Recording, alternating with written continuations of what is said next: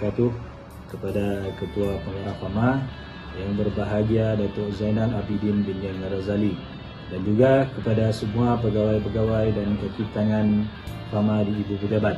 Saya Muhammad Hanif Aswandi bin Julahi, pegawai FAMA bahagian Sibu Sarawak, ingin bertanyakan soalan kepada yang berbahagia Datuk. Bagaimana cara untuk mengekalkan keseimbangan luaran dan dalaman ini supaya ia menjadi suatu budaya dalam kehidupan dan dapat dipraktikkan di dalam kerja seharian? Sekian soalan saya kepada Datuk. Terima kasih. Terima kasih daripada Cik Anik daripada Sibu, jauh daripada Sibu.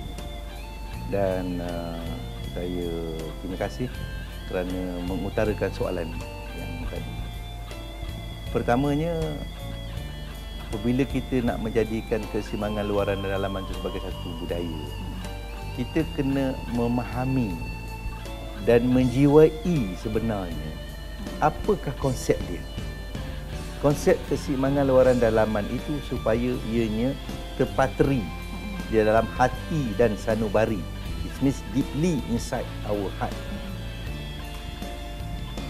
Ia melibatkan satu konsep daripada diri kita sehingga persekitaran kerja, cara kita bekerja, kemudahan-kemudahan dan sebagainya di dalam dalaman yang membentuk satu pilar yang kukuh, yang dibaja, disemai dan sebagainya. Dan luaran pula adalah dalam pelaksanaan aktiviti-aktiviti kita. Untuk menekankan kepada ini, setiap kaki tangan bila dia telah pun menjiwai konsep sebenarnya, maka dia perlu untuk melaksanakan. Selepas ia melaksanakan, dia membuat penambahbaikan dalam perkara itu. Continuous improvement, yang itu tidak ada noktah dia. Mesti dilaksanakan daripada masa ke semasa. Bagaimana kita nak mempertingkatkan lagi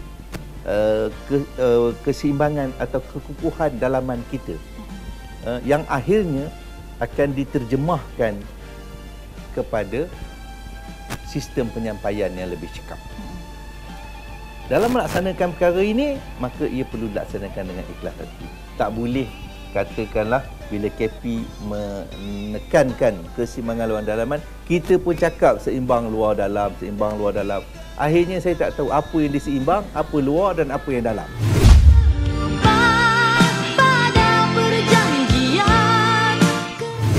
Saya telah menegaskan bahawa keseimbangan luaran dan dalaman ini penting dalam kita untuk memacu kecemerlangan FAMA. Maksud saya adalah di dalam dua pilar itu, satu luaran, satu dalaman dan satu luaran, kita perlu menyeimbangkan. Pertama, di dalam dalaman ini, bagaimana kita mewujudkan insan-insan yang berketerampilan dalam FAMA.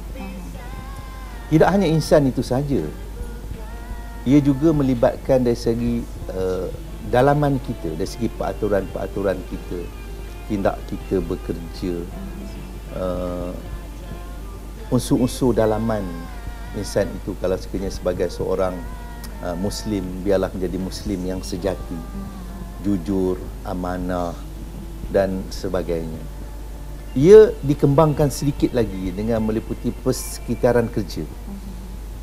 Bagaimana peraturan kita, bagaimana kita boleh untuk menjadi organisasi yang cemerlang di dalam pengurusan dalaman, pengurusan keuangan, pengurusan organisasi, di dalam auditing dan sebagainya. Ini yang saya lihat. Di dalam audit report, kalau kita lihat, kesalahan itu adalah kesalahan kecil yang berulang-ulang. Sebagai contohnya adalah bila saya baca audit report, saya lihat satunya adalah kelewatan pengeluaran LO, iaitu LO dikeluarkan selepas daripada program itu berjalan. Pada tahun 2021 ini, saya tak nak lihat lagi benda ini. Ia berulang-ulang seolah-olah ini adalah satu tidak ambil berat. So, saya tak nak tengok lagi benda ini. Yang keduanya adalah kalau kita teliti lagi dari segi pengurusan kredit, masih lagi ada kredit. So saya nak mengambil kesempatan di sini untuk memberikan penegasan saya dengan secara tegas. By end of June, saya tak nak dengar lagi ada kredit-kredit lagi yang tergantung. So saya dah nak bagi arahan, amaran di sini. Selepas daripada end of June, tidak ada lagi. Dan kita akan buat mesyuarat kredit kita setiap 2 bulan sekali, mesyuarat hapus kira. Dan hanya ada kredit yang 2 kategori sahaja yang tertinggal. Satu yang dalam tindakan mahkamah dan satu lagi adalah kredit yang ada pembayaran secara tetap bulanan. The rest is saya tak nak tengok. Dan bagi kes-kes yang kita lihat kecuaian secara berulang-ulang juga saya tak nak tengok. So I wish issue a show cause letter kepada mereka ini supaya kita akan jalan smooth. Bulan 7 2021 kita tidak akan tengok lagi benda-benda yang remeh-temeh ini, because kita nak fokus kepada pembangunan atau cabaran yang lebih. Itu dalaman. Kita kena seimbangkan dengan projek luaran. Luaran ini adalah sebagaimana yang telah pun ingat Puan Wan ceritakan kepada semua pengacara Fama Negeri, bagaimana peruntukan kita, bagaimana skop kita, bagaimana tugas kita, bagaimana KPI kita, supaya setiap apa yang kita laksanakan di dalam luaran dan dalaman ini dapat kita seimbangkan.